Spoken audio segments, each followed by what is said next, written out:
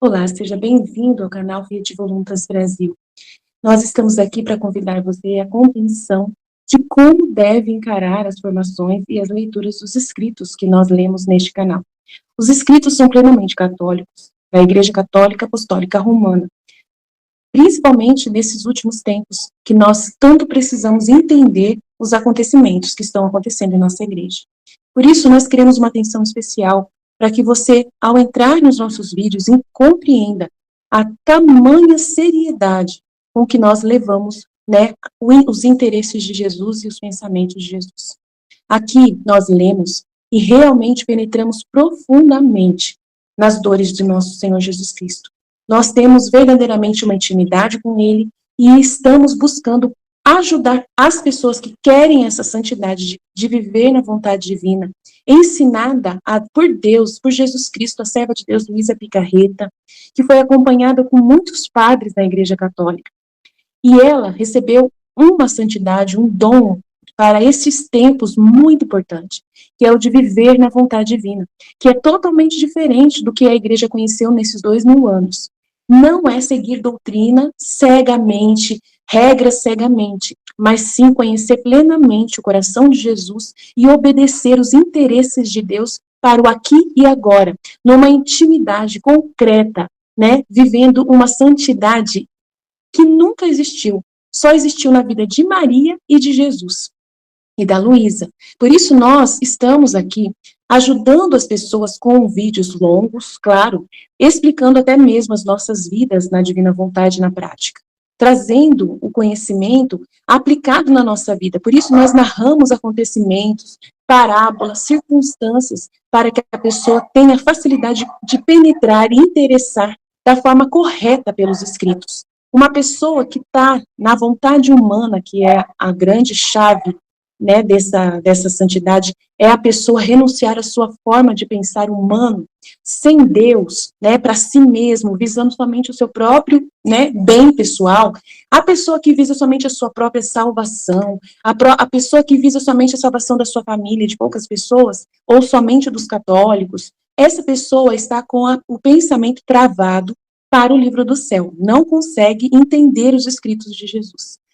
E aí, quando vai ler, ela vê uma coisa superficial e não sai da santidade humana, que é uma santidade só pessoal. Ela precisa ir para a santidade divina, que é com o pensamento em Deus.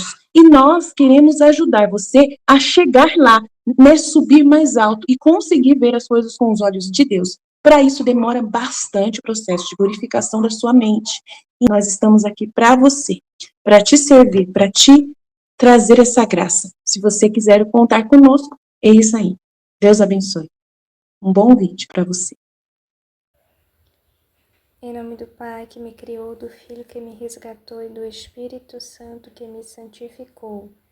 Divina vontade, reina na minha vontade.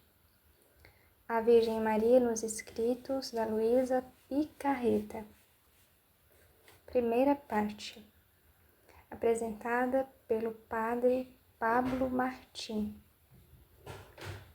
Tudo que Nosso Senhor diz a Luísa a respeito de sua Mãe Santíssima pode ser resumido na missão única de Maria como Mãe de Deus e no ofício devido da missão de corredentora e Nossa Mãe, e nas condições necessárias para que Maria pudesse cumprir bem ambas as coisas.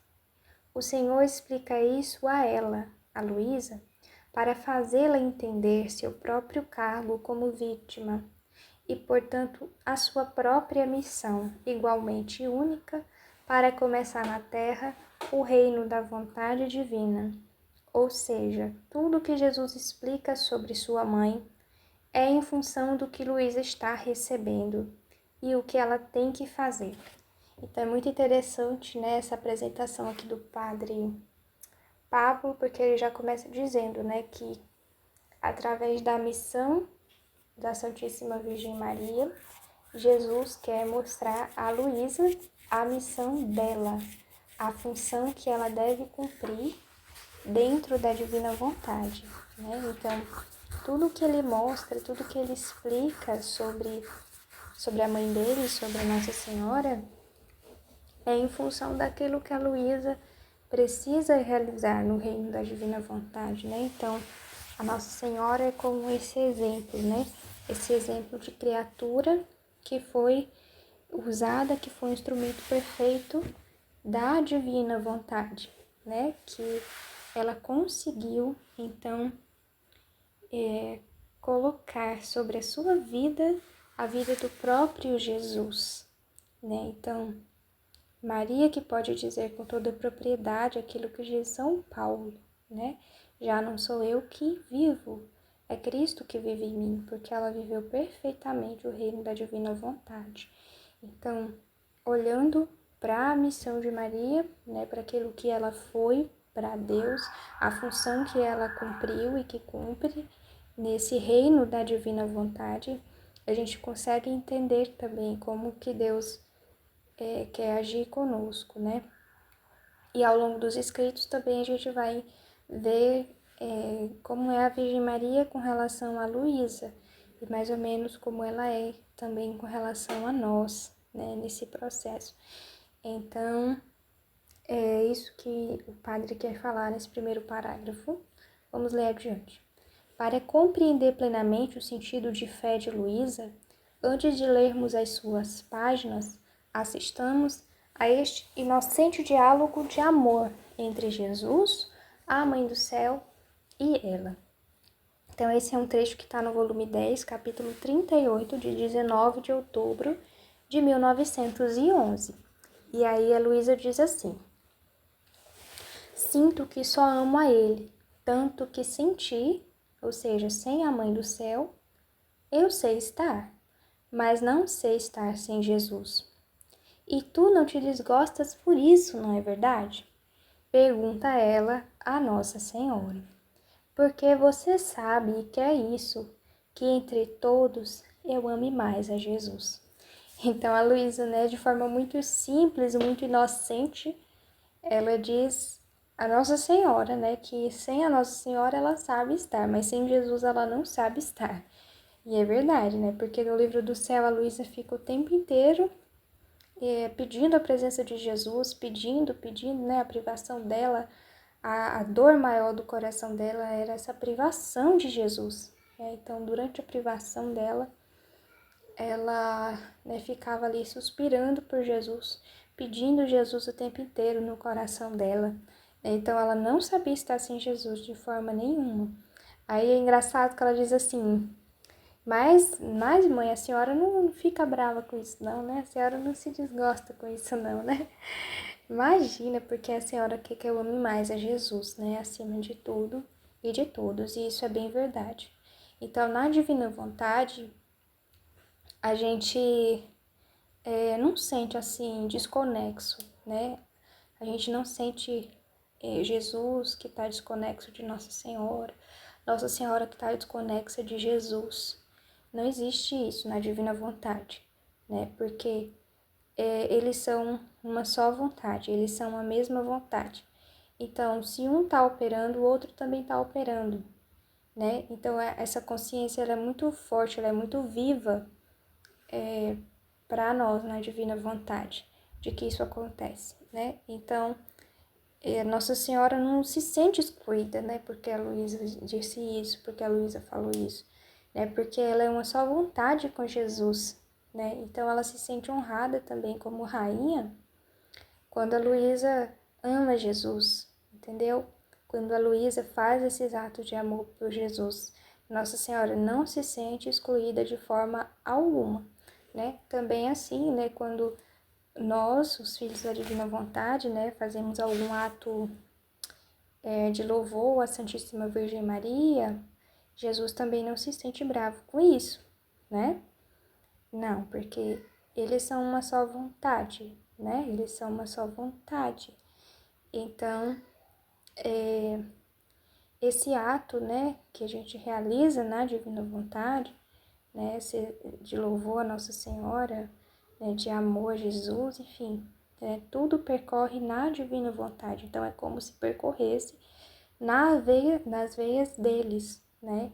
Nas veias das pessoas divinas, né? Então, a gente faz tudo junto, né? A gente é como se fosse assim, uma família, né? A gente faz tudo junto. Então, vai a galera toda, né? Ali no nosso ato. E é verdade, né? Então, por isso que a vida de Jesus em nós, né? Os atos de Jesus em nós, os atos também de Nossa Senhora, né? Porque realmente são os mesmos atos. Então, são as mesmas, nesse sentido, né? As mesmas vontades, tá? E aí, essa aqui é a apresentação que foi feita pelo padre, né? Mas eu não sei quem foi que fez esse compêndio. Não sei se foi o padre, não sei, tá? E aí, nesse compêndio, tem algumas mensagens, né? Alguns capítulos do livro do céu. Mas alguns estavam completos e eu completei aqui para eu poder ler, né? Todo e meditar melhor. E outros eu acrescentei conforme eu fui encontrando no livro do céu. Então, começar, né, pelo volume 2, capítulo 44, do dia 4 de julho de 1899. Então, esse capítulo, ele tem o título Jesus fala da Mãe Celestial, as perturbações. Esta manhã, tendo-me renovado Jesus às penas da crucificação, encontrava-se também nossa Mãe Rainha. E Jesus, falando dela, disse: Meu próprio reino esteve no coração de minha mãe. E isto porque seu coração não foi jamais nem minimamente perturbado. Então vamos lá. Esta manhã, tendo-me renovado Jesus às penas da crucificação, encontrava-se também nossa Mãe Rainha. Jesus, falando dela, disse. Então Jesus estava renovando na Luísa as dores, né? As dores da crucificação dela, tá? E aí Jesus vem falar para Luísa sobre o reino que tinha no coração da Santíssima Virgem Maria.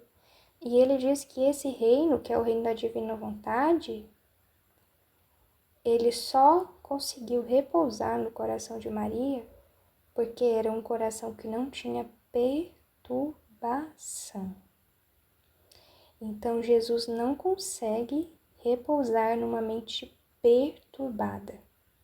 Jesus não consegue repousar numa mente repleta de pensamentos humanos, de cálculos humanos, de racionalismos, porque tudo isso causa perturbação na alma. E como é que se percebe, né, que a alma está perturbada? Como é que se percebe isso? É quando a alma ela perde a conexão dela com o próprio Deus. Então ela sente isso, né? Ela sente que tá quebrada, né? É como se sentisse assim, que tá quebrada. Porque a mente dela fica perturbada, então ela não consegue mais ouvir Deus. Ela não consegue mais encontrar Deus com facilidade. Então, só uma alma quieta, só uma alma que tem a capacidade de silenciar a mente, os próprios pensamentos, que são a vontade humana, tá? Então, os pensamentos humanos são da vontade humana, eles vêm da vontade humana, tá? Por isso que eles são trevas também, eles causam essa noite, né, em que a pessoa se desconecta de Deus, então ela não consegue encontrar Deus e a alma fica perturbada, né? A alma não consegue ficar em paz, né? Por isso que na divina vontade é muita paz, né? É muita paz, a gente vive com muita paz, porque a gente vive com Deus, a gente vive em harmonia com Deus, o nosso Criador. A gente consegue se comunicar com o nosso Criador, né? E a gente consegue amar, né, o nosso Criador, através dos nossos atos, a gente realiza sabendo que Ele está realizando com a gente o tempo inteiro, né? Então, a gente consegue tudo isso, né? Mas a gente paga o preço também, né? De aniquilar a nossa vontade humana, né? Que causa toda essa perturbação de pensamentos, né? De problema, a pessoa fica pensando nos problemas, fica pensando na conta que tem que pagar, fica pensando num monte de coisa humana, tudo humano, tudo humano. Então a divina vontade, né? Ela pega e nos arrasta para cima, né? E nos eleva. Então a gente não fica mais focado nos problemas humanos que a gente tem para resolver. A gente resolve os problemas humanos, mas a gente não gasta a nossa energia mental, né? Que Deus deu para nós, para que nós pudéssemos gastar com Ele, pensar nele, né? Para que o nosso intelecto fosse desgastado para Ele, né? O nosso entendimento, né, fosse voltado para Ele, para entender Ele, nos planos dele, para amar Ele, né? Nossa vontade foi feita para amar Ele e tudo mais. Então a gente começa a voltar à ordem, né, que Deus tanto quis para nós, né, que é justamente isso.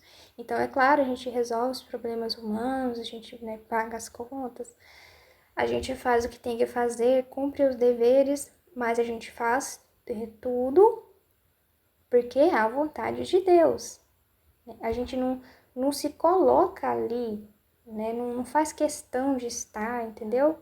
Não foca, não coloca o foco ali naquelas coisas, né? Como a maioria dos seres humanos estão fazendo, né? A gente tem o nosso foco total em Deus, né? Para trabalhar em função da eternidade e daquilo que é a maior honra e glória do Criador, né? Então, assim, esse desligamento, né, que a gente tem também com as coisas, que é um martírio que a gente faz da nossa vontade, né? A gente se desliga, a gente perde a nossa vida humana, gente, né? De certa forma, a gente perde a nossa vida humana, né? Porque a gente passa a viver em função da vida de Jesus, né? Em função daquilo que são os interesses de Jesus para nós, né?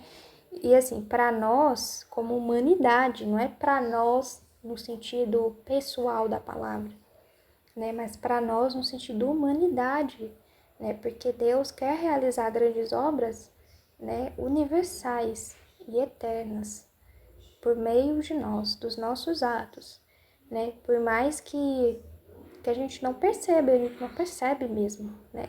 Essas grandes obras, esses grandes atos, a gente não percebe nada.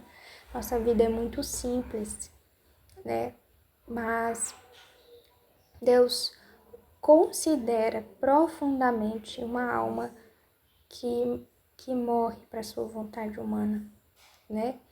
Então, essa alma, ela jamais fica minimamente perturbada, né? Porque ela consegue renunciar a esses pensamentos humanos e ela se desliga, então, da vida terrena, da perturbação, da agitação do mundo, né? E ela, como se ela tivesse, assim, reservada com Deus. É muito bonito, né? Até na Maria Valtorta, que Nossa Senhora, ela fala assim, quando ela tá lá no templo, e aí é uma cena em que a Ana de Fanuel, a mestra dela, entra no quarto e Nossa Senhora estava fazendo um trabalho manual e estava cantando, levando um canto a Deus, né, em oração. E aí a Ana interroga ela, né, por que Maria, né, nunca para de rezar? E aí Nossa Senhora entra num diálogo com ela e nesse diálogo Nossa Senhora fala que ela, né, é como se ela estivesse dentro de um círculo de fogo. Ela diz assim, eu falo com vocês, mas é como se eu estivesse dentro de um círculo de fogo, né, com o Senhor, né? Com o meu Deus. Enfim, ela fala uma palavra, né, assim, nesse sentido de que ela está sozinha com Deus e dentro de um círculo de fogo, ou seja, né, ninguém pode entrar ali, né? Ninguém pode penetrar esse lugar, né? Porque a gente passa a viver essa vida, né? Essa vida com propósitos eternos, né? Com propósitos que ninguém, né, consegue assim entender. E quem consegue entender? Então só a alma e Deus consegue entender, consegue estar ali, né, de cara a cara, vamos dizer assim, né, com essas verdades ali diante daquilo, né? É claro que a gente conversa, assim, né, sobre o que Deus nos fala, nos comunica, nós passamos as luzes adiante e tudo mais, né? Mas, assim, a vida que cada um tem com Deus, né, é uma coisa, assim, tão particular, né, que não dá para expressar de todo, né? Só vivendo mesmo para saber como é, não dá para expressar de todo, só vivendo para saber como é, né? Então, Jesus, né, começa falando sobre isso, que o coração de Nossa Senhora, ele, né, não foi jamais, nem minimamente perturbado. Tanto que no mar imenso da paixão sofreu penas imensas. Seu coração foi transpassado de lado a lado pela espada da dor, mas não recebeu nenhum sopro de perturbação. Nossa, então assim, é um mistério imenso, né? Mistério imenso. Então, no mar imenso da paixão, né? Ele mesmo fala, no mar imenso. Então, meu Jesus amado, quanta dor, quanta dor. E sofreu penas imensas, penas. Então, Nossa Senhora também sofreu penas. Ela também carregou fardos, né, dos outros, né, sobre si. Ela também sofreu penas, né? Ela teve, né, como foi falado, a divina vontade dentro dela, então ela teve a vida de Jesus dentro dela. Então, por isso que ela sofreu o mar imenso da paixão e sofreu penas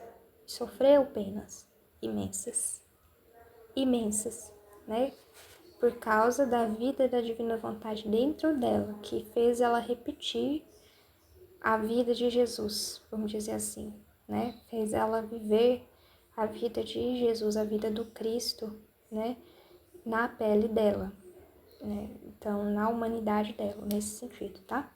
Claro, Nossa Senhora não sofreu a paixão como Jesus sofreu, né? A paixão fisicamente, mas ela sofreu a dor espiritual imensa, imensa, imensa, né? Uma forma assim que a gente não consegue e nunca conseguirá sentir essa dor que Nossa Senhora sentiu.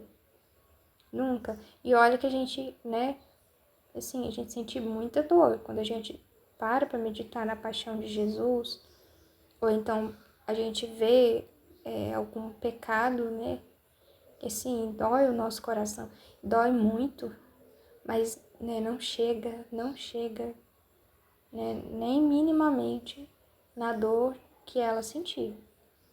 Foi imenso. E seu coração foi transpassado de lado a lado pela espada da dor, mas não recebeu nenhum sopro de perturbação. Então, aos pés da cruz estava Maria, sua mãe, né?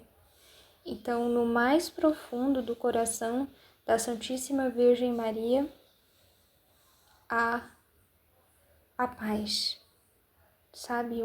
Uma quietação interior, né? Esse lugar favorável a Deus, né?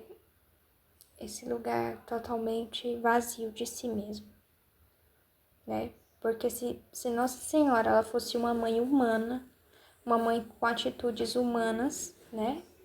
E eu digo assim, atitudes humanas, né? No sentido de que o oposto disso seriam atitudes divinas, tá? Então, se Nossa Senhora fosse uma mãe com atitudes humanas, ela estaria se descabelando. Ela estaria gritando, apavorada. Eu não sei, ela teria morrido junto, eu não sei, né? Porque o que ela passou, né? O que ela viu, o que ela presenciou, né? É muito difícil alguém suportar isso que ela viu, né? E assim, olha que a, a dor de uma mãe humana seria inferior à dor que ela sentiu, né? Porque a dor da mãe humana, né, é uma dor assim pessoal, né? É uma dor pessoal. E Nossa Senhora ela estava tendo a dor de Deus. Ela estava sentindo uma dor divina, uma dor de Deus. Então, ela sabia, era o filho de Deus que estava sendo morto. Ela não via assim, é o meu filhinho que eu carreguei no colo, né? Nossa Senhora não se chorou. Nossa Senhora não se lamentou por ela mesma, pela maternidade dela, porque era o filho dela que nasceu dela e tal, como uma mãe, né, terrena faria. Não, ela chorou a dor de Deus. Ela estava chorando uma dor divina, né? Então é preciso entender isso. Então, continuando. Por isso, sendo meu reino um reino de paz, pude estender nela meu reino, e sem encontrar nenhum obstáculo, pude livremente reinar. Por isso, sendo meu reino um reino de paz, pude estender nela meu reino, e sem encontrar nenhum obstáculo, pude livremente reinar. Então, o reino da divina vontade, ele é um reino de paz, né? E o que quer dizer isso? Que é um reino de paz? É que, assim, dentro em nós, né? Deus vem e faz a morada dele, certo? Então, a gente, né? O céu fica dentro de nós, né? Porque Deus vem fazer a morada dele, né? É a vontade dele, é a divina vontade dele.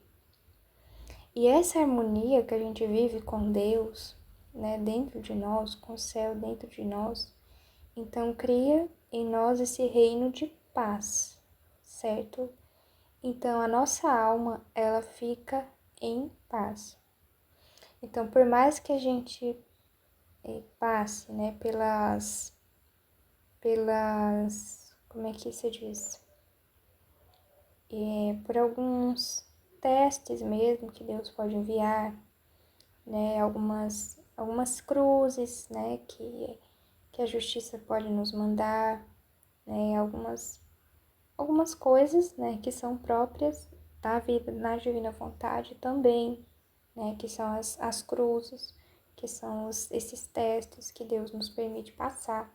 Por mais que venham e nos cause alguma dor, assim como em Nossa Senhora, né, e possa acontecer, né, da nossa mente ficar um pouco mais agitada, mas assim, não fica por causa da nossa vontade humana. Quer dizer, a nossa alma, ela não interfere nisso, né? Ela não causa essa agitação. A nossa alma, ela fica imperturbável, ela fica na mais profunda paz, certo? Então, a alma fica nessa harmonia com Deus, com o Criador. Então, eu entendo assim, dessa forma, né? Então, às vezes, isso não é perceptível, nem sempre a gente percebe, né, essa realidade da nossa alma, certo? Mas, no mais profundo, porque a alma vive na divina vontade, ela tem essa paz, ela tem essa harmonia, né? E aí, a gente fica assim tão envolvido, né? Tão dentro do mar, que a gente fica igual aos peixinhos, então a gente não sente que tá dentro do mar da divina vontade, né? Então às vezes acontece isso, tá, né? Mas não quer dizer que a gente não tenha esse reino de paz dentro de nós. A gente tem. E aí quando a gente olha para as outras criaturas que não estão dentro desse mar, é que a gente percebe, né, a diferença. É que a gente percebe assim, o quão somos diferentes das outras pessoas, né? Como a gente passa pelas situações com o olhar da divina vontade de uma forma diferente, né? Como que Deus em nós agindo é diferente. Então a gente vai percebendo isso, né? A gente vai se dando conta disso. E, e pela fé, né? Pela fé mesmo de que Deus está dentro de nós, atuando dentro de nós, né? E formando esse reino de paz dentro de nós, né? Então, forma esse reino, né? E esse reino a gente tem que entender que é porque a vontade humana não está guerreando contra a vontade divina, ela está se submetendo. Então gera o reino da paz, entendeu? Então a alma, ela não interfere com a vontade humana, por isso que ela fica em paz. Então quando a alma se, se perturba, é porque ela deu vida à vontade humana, porque a vontade humana não se submeteu à vontade divina. Então ela formou a guerra, ela formou a perturbação. Então a alma se perturbou, ela deu vida à vontade humana. Olha que coisa interessante, né? E aí ela sente uma certa distância assim de Deus. Não é que ela rompeu com Deus, não é que ela caiu em pecado mortal, não é isso. Mas ela sente uma certa distância de Deus, sabe? Não sei explicar. Ela sente que ela não está em plena harmonia.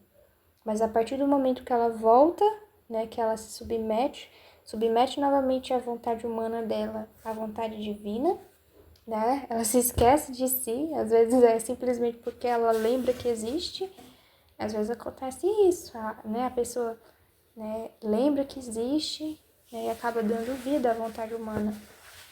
Mas se ela volta, se ela retorna para o posto dela, né, para a pequenez dela, para o nada dela, ali de ficar com Deus, de ficar com o Criador, dando vida à vontade divina do Criador, então esse reino da paz, né, ele começa a se manifestar novamente, aí a alma fica em paz, né, a alma fica em paz, né, então é diferente, assim, Deus manda as cruzes para nós, né, os sofrimentos e tudo mais, mas a nossa alma, porque está na divina vontade, ela fica sempre em paz com o Criador, né, então entendo dessa forma, tá, se ela não der vida à vontade humana, ela sempre vai ficar em paz. E aí eu pude estender nela meu reino, e sem encontrar nenhum obstáculo, pude livremente reinar. Então Nossa Senhora não colocava obstáculos, né? Não colocava obstáculos. Então é essa coisa da disponibilidade, né? Da disponibilidade para Deus. É muito rico isso, né? Porque só é disponível para Deus quem é indisponível para si mesmo. Quem é disponível para si mesmo, né? Porque enquanto a gente tiver as nossas coisas para cuidar, as nossas coisas para fazer, para tratar, a gente nunca vai ter disponibilidade para as coisas de Deus. A gente sempre vai estar colocando obstáculo, né? E colocar obstáculo é coisa de quem não ama. Porque quem ama retira os obstáculos. Pode perceber, né? Se for um obstáculo real, né? Se for uma coisa real mesmo, né? Uma pedra no meio do caminho, né? Pra quem ama, não tem problema. Arrasta a pedra, tira a pedra do meio do caminho e vai adiante, né? Então quem ama é assim, né? Enfrenta o mar, atravessa o oceano para poder chegar na pessoa amada, né? Então a gente precisa ser assim com Deus, né? Se tem algum problema, a gente, né, retira logo essa pedra, retira logo esse problema, né? Tirar os obstáculos, né? Para que Deus possa reinar livremente em nós, né? Para que, né, de fato, a vontade dele seja honrada, né? Dentro de nós, para a gente se importar de verdade com a vontade dele, né? Se importar com aquilo que ele quer realizar.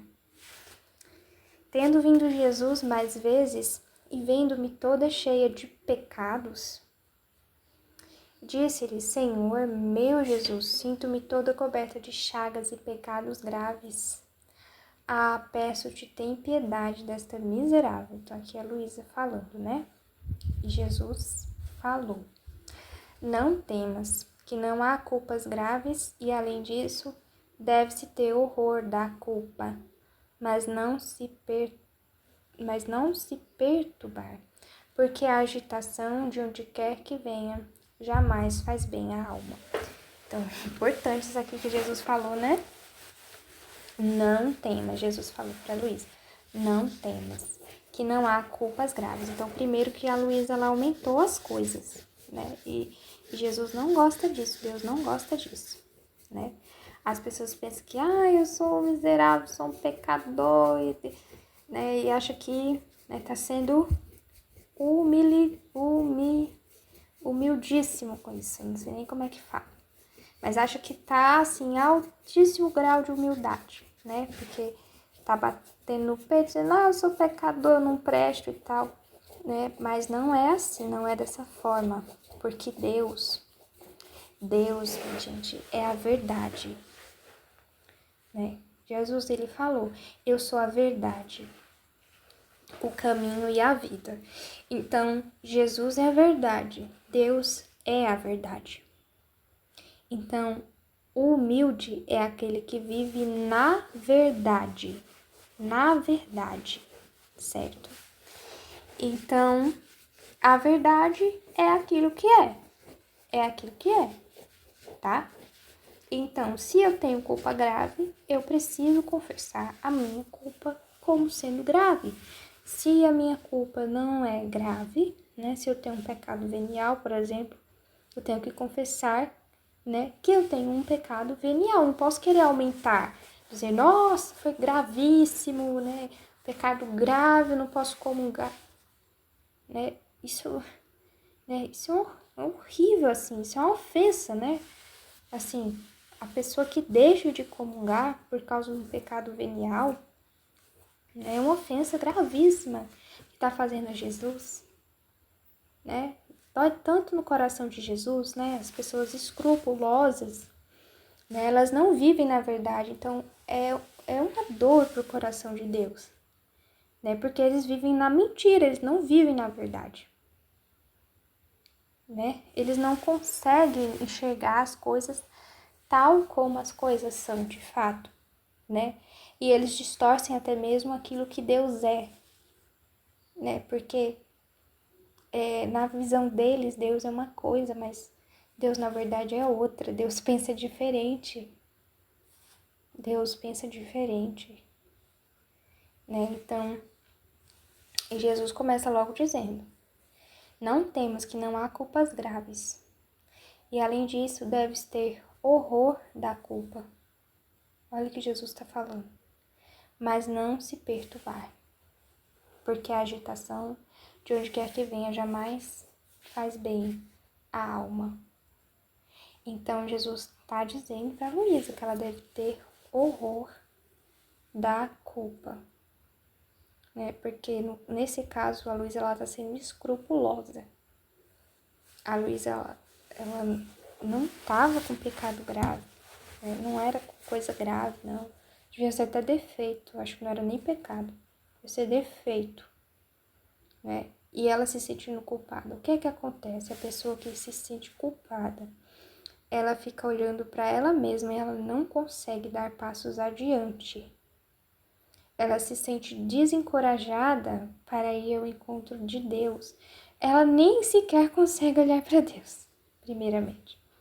ela não consegue nem olhar para Deus.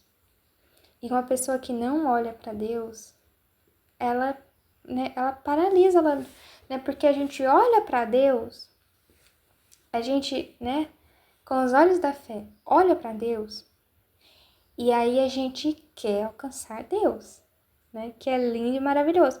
Então isso, né, movimenta a nossa esperança, né, e a esperança é que faz a gente se mover. Aí a gente vai dar os passinhos, a gente, né, consegue caminhar.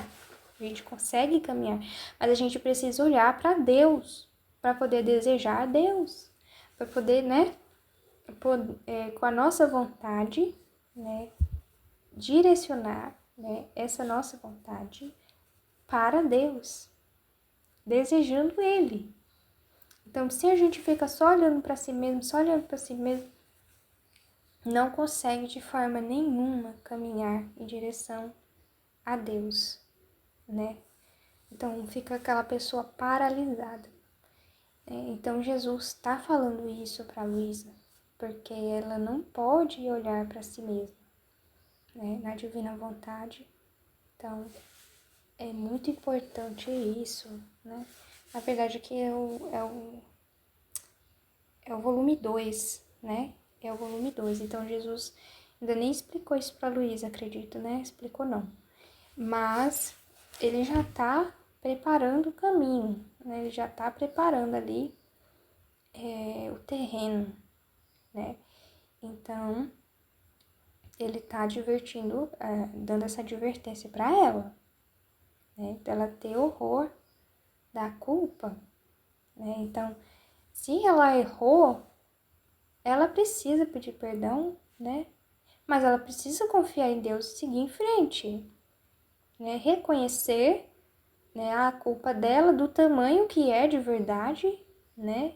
E não, né, de acordo com os escrúpulos da cabeça dela, mas de acordo com aquilo que a coisa é de verdade, assumir aquilo que fez, pedir perdão e confiar em Deus e não ficar com a culpa, né? Quem fica com a culpa desconfia de Deus, desconfia do perdão de Deus, do amor de Deus, desconfia da misericórdia de Deus, né? Ou então a pessoa tem um anseio assim de se ver muito perfeito, né? Então, né, a alma fica muito presa em si mesma, né? Porque queria se ver perfeita e errou de novo e tal, né? E fica sempre presa em si, né? E Deus não quer isso. Deus quer que a gente que sejamos verdadeiramente livres. Então, quanto mais rápido a gente se desprender das amarras e seguir em frente, melhor. Né? E Jesus está falando aqui, não se perturbar, porque isso também causa perturbação. Isso também causa perturbação na alma, né? A alma ficar olhando muito para si mesma, certo? A nossa alma foi feita para olhar a Deus, para contemplar Deus e os interesses de Deus. Então isso é que forma a paz, forma o reino da paz, né? Forma a harmonia com o Criador. Né? Então tudo que foge disso causa perturbação, né? A alma olhar para si causa perturbação, porque a agitação de onde quer que venha jamais faz bem à alma. A agitação de onde quer que venha jamais faz bem à alma. Muito importante isso aqui que Jesus está falando, né? Então, qualquer agitação, mesmo a alma em pecado mortal, ela não pode se desesperar.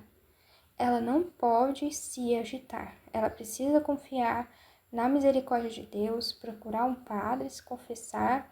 Ela não pode se desesperar pensando que vai morrer, pensando que não vai dar tempo. Não, ela precisa confiar em Deus, que vai dar tudo certo. Ela não pode se agitar.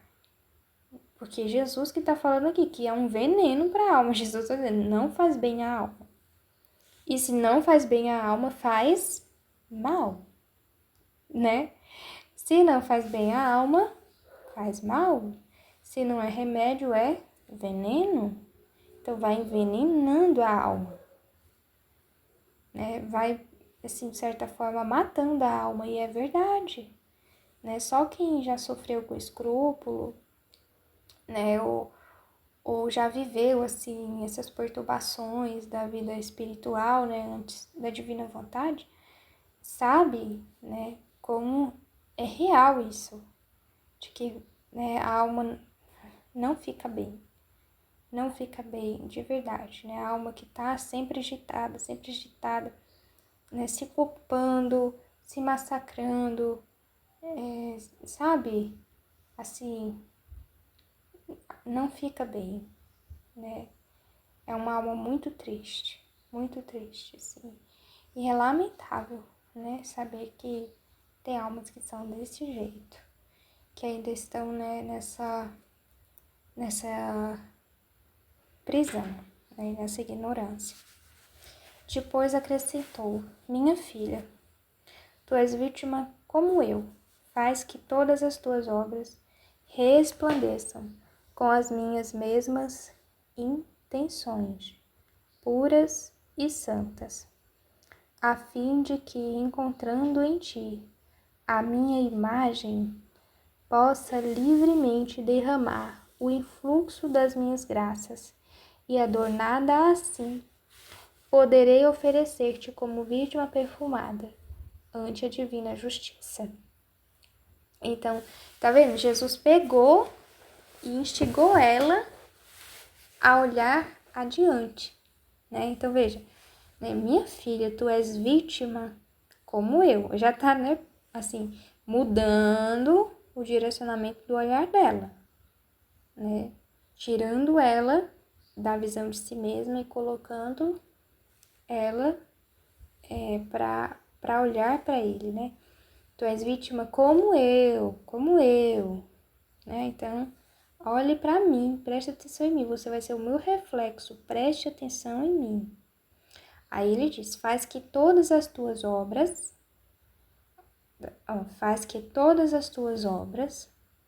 resplandeçam com as minhas mesmas intenções, né?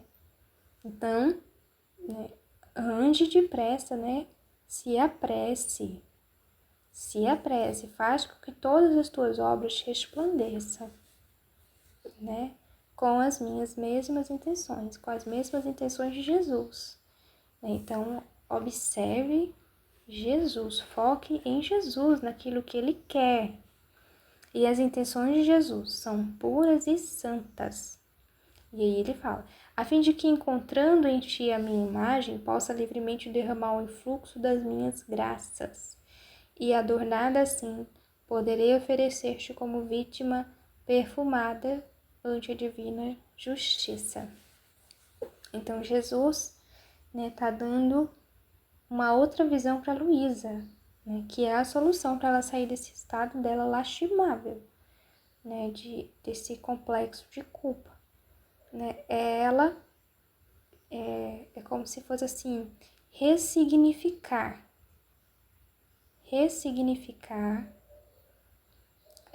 aquilo que está sendo a alma dela, né?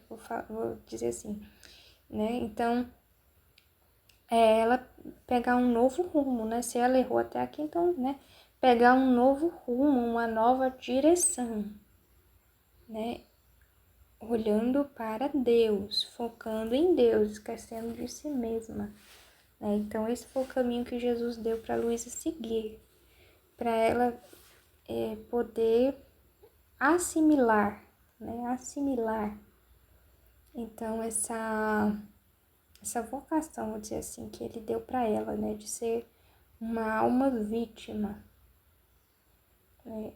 E uma alma vítima, no caso, que é para ser o reflexo dele sobre a terra, para ser o reflexo de Jesus, né? E aí ele fala das intenções.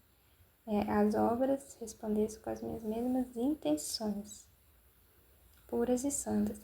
Interessante, porque aqui Jesus está falando das obras, né? Que com as intenções dele, né?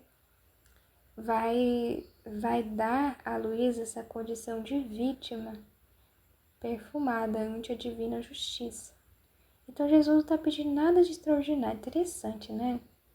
Muito interessante. Jesus não está pedindo nada de extraordinário para ela ser uma vítima da justiça divina. Ele está só pedindo, né, as obras com as intenções dele. É só isso que ele está pedindo. Com as intenções dele, puras e santas, né? Muito interessante, achei, né? Esse trechinho. Então, aqui, né, terminou o trecho do volume 2, capítulo 44. Em nome do Pai, do Filho e do Espírito Santo. Amém.